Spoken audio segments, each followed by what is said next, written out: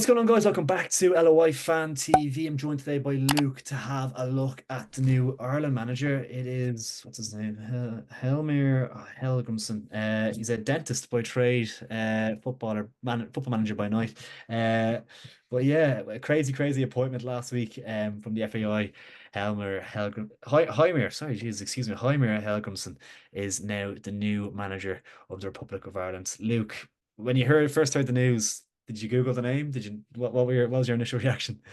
Yeah, I tried to Google it and I made a balls of the spelling, so I just copy and pasted it in. I was like, who's this fella? But you know what? It was a weird one, right? Because like everyone's reaction was the same. It was like, who? And everyone Yeah. saw dentist and they were like, oh, the FEI, I've done it again. Yeah, But then yeah. like when you kind of looked into his CV, you're like, hold on a second. Like it's kind of like when Celtic appointed Ange Postecoglou, everyone was like, who's Ange Yeah. Postecoglou?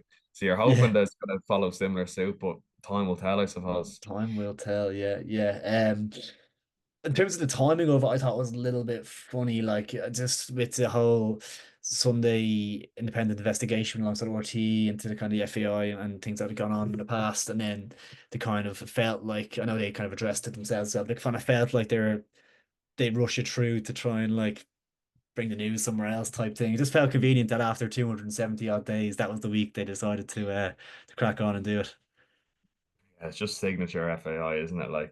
Yeah, Like Mark Cannon was very kind of tight-lipped in the press conference, and he kind of kept on repeating the line of, he comes if we were across to do so the, badly, I think. yeah, it's really amateur hour stuff. Like he was saying, like, oh, if we were to do the process again, we'd do it differently. We wouldn't communicate. Like he said, we shouldn't have said we didn't have a candidate. But like what? So you don't have a candidate. Like what would you have done? Just said nothing for 270 days. So like, Yeah, I don't think the communication was the problem. It was just the whole recruitment process was the problem. Like kind yeah. of stringing John O'Shea along for two camps. And like, yeah, and now it's just yeah, it's a weird one. Another day in Irish football, isn't it? Biggest like I wish he came out and was transparent and honest about it, but like he's just clearly lying to the public. Like he said that this fella's been our number one. Helgrimsson has been our number one candidate. He's been the number one choice all along. He said back in March or April that it was going to be announced in April, I believe, that the manager was going to be announced in April. Yet Helgrimsson told him that he was going to be the Jamaica manager for the Copa America, so he wasn't going to take the job till after that. So obviously, so why did he promise that the manager was going to be announced in April back then? He's just purely lying, and it was clear that Lee Carsley was the number one target. I don't understand why they're just lying to the public. It just comes across so insincere, and it just screams incompetency of the highest order. Like, oh, it's so frustrating. Like, Honestly, yeah, because it was initially Lee Carsey, and then it was like right, Greece and Georgia are both in the playoff, and like one of yeah, Willie Sagal or Gus Poyet don't get there, we'll appoint them, and that's what made sense at that March deadline. But then when they both like obviously it played out as it did, yeah, they weren't maintaining that line after. They were like, oh, we're no, still looking, and then like there was a quote from Heimir.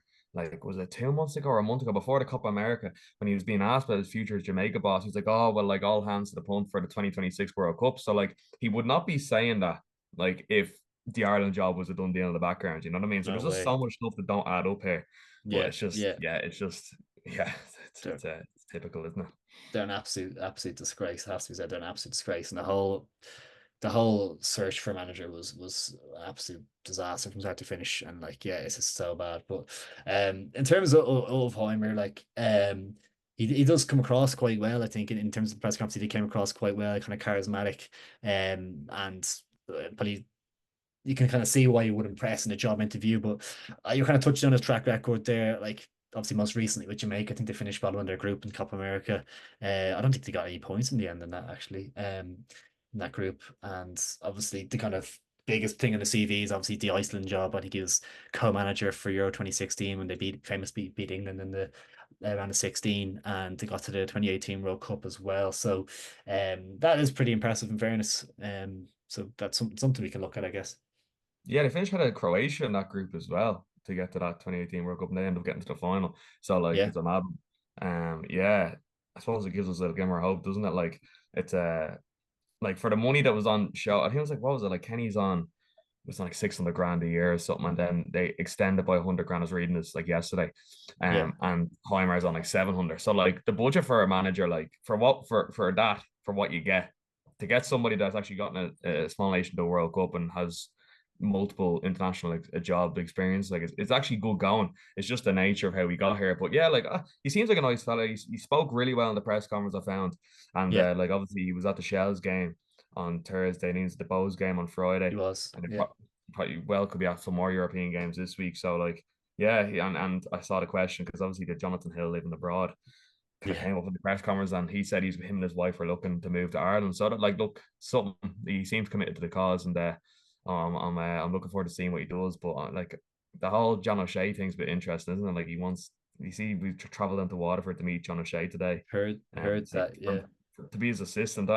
Yeah, like he was saying that like if John O'Shea was on his coaching staff, it would shorten the kind of process of not knowing the squad to knowing the squad. But at the same time, you kind of want the fresh ideas, don't you? Like you yeah. That bring his own screams to in. me that this appointment is thrown together at the last minute. Like he doesn't really know the players. He doesn't really know much about anyone really. Like that's what that's screaming to me, that he wants to get O'Shea on board for that, because he obviously Yeah. has a knowledge of the players. And yeah, you want someone to come in and with a fresh pair of eyes and to have a look. And obviously his first game is a Nations League game against England. He doesn't get any friendlies to kind of bed in or anything. Would have been perfect if he had a manager for the last couple of campaigns to bring in a few new faces. And John O'Shea lost a lot of, not respect from me, but I lost a lot of time from when he was calling up the same old L fellas to the last couple of squads and playing them over kind of the new young players that are breaking in. I thought he did himself a huge disservice by doing that. I think he let himself down. So I'm not hugely keen on him coming back into the mix. He needs to go off and do some coaching for a club and be on the grass every day kind of thing. That's what John O'Shea needs to do to kind of grow as a coach himself. So get that experience. But listen, if he comes on board, it's not the worst thing in the world. Realistically, he does know a lot of the players, and it could help us in the short term. But yeah, it feels like a short term enough kind of fix, and just see if he can have a crack at getting to the World Cup. Really, Yeah, I saw there's like huge bonuses for him if he gets to the World Cup, but like it's a monumental ask, like for where we're yeah, at. It's just yeah, as you said, it's just thrown together. It's kind of like yeah, it's kind of like remember when Bo was like appointed like Alan Reynolds. It's just it kind of screams that like just the that kind of vibe. disorganization of it all. Yeah, And yeah, yeah, it's just like you kind of look how that panned out, and like they're struggling, and it's just like more times than not when this kind of whole process gets thrown together, it never really does work out, does it? But no. fingers crossed, like the country will get behind him, and he seems like a good fella, and he seems committed to the cause. It's just worrying when he's not he's talking about bringing in O'Shea to Yeah, teach him about the squad, like it's it's just crazy. like Yeah, what. yeah. At least Who's when Troy Parrott? Trapattoni came in, he brought Tardelli and like he had Yeah, Liam Brady and stuff, like a bit of just know-how. commands respect like straight away. Like Yeah, one yeah. thing that Heimer that I have rated a lot, and that Trapattoni and the likes didn't really do, is kind of the openness to the LOI. It kind of came out that I think he had spoken about doing these January internationals with other nations to have the kind of season, similar season structure to us or whatever, and calling up League of Ireland players to play for I think they're actual proper Irish caps, like League of Ireland squads to play against other kind of country squads in games and to get a look at them and things like that. And I think the general openness to the league as a whole was probably one of the main reasons why he got the job. And then it's also great to see, of course, and it's great to see him at Shell straight away there last week, and that whole openness to the league. I think it's needed from the kind of head of, like, obviously the coach, the manager of Ireland's going to be kind of the head of the face of the organization, I guess. And it's great to have him on board, and I think it's only a positive thing. I think that the only way Ireland are going to improve as a nation on the footballing stage is to improve the League of Ireland first and improve the academies and things like that. So it's good that he's going to give League of Ireland players that platform, I guess. Yeah, because we don't have January internationals like in international football. Sure, we don't. So No, like it'd be like an Ireland side, you going over and playing like Sweden and Norway. That'd be the kind so of the set, wouldn't that's it? the kind of thing I think. Yeah, yeah. Yeah. Yeah, no, it'd be good. Like obviously like I players think he jumping did on. that with Iceland as well. I think that's one Oh of the things yeah. he did with them. Yeah, yeah, Yeah, good like see like players like Ed McGinty and Mark Coyle and all get a run out. And yeah, yeah, just it can only bode well for the league because it gives the league's best players more exposure and it gives them more experience against European opposition, which can only benefit the likes of us as League of Ireland fans. So yeah, no, that was definitely positive. It's just yeah, my main concern was his lack of knowledge of the playing squad for sure. Like yeah. he seemed like, as you said, he's just straight from Jamaica, and he's like, right, who do I have? Yeah, yeah. It's going to be an interesting few weeks to see. Obviously, he has what 7 8 weeks before the England game to kind of get down to business and see what's going on. But yeah, it's going to be interesting to see if he gets on. I guess we'll have to just give him our full support and hope that he can pull it out. I think he's a charismatic guy. I think obviously international football is funny as well in terms of you can't do an awful lot with the players anyway. I think maybe it's just going back to basics a little bit. I think he might have touched on that, going back to basics, playing a kind of whether it's a 4-4-2 or a 4-5-1 or something simple enough, and just making us going back to that kind of tough to beat roots and trying to get results that way. I guess is a good way for us in the short term, I suppose, to try and qualify for these tournaments that we all want to be at the end of the day. Yeah, that's it. And yeah, like we have defensively, we've always been strong, so Yeah, that like bodes well. And like we don't have a huge pool of players. Like you should be able to kind of get the grips very quickly. So you know, yeah, I suppose my main hope now is that just see what he does behind the scenes. Like how does he kind of build his coaching staff? And I'd love to see him get a few of his lads in that he had at Iceland or he had at Jamaica, and he like just fresh eyes because that's what we yeah. need. Like I find like the Irish coach staff the last couple of years just been in Irish or like it's just been kind of like the Pete tried and Andrews and all tested. these lads. You've kind of like your Glenn Wheels, your Stephen Rice's, like you just kind of like Irish players looking at Irish players, and a few outside eyeballs fresh to the setup would really do us benefit, I feel. Yeah, no, 100%, 100%.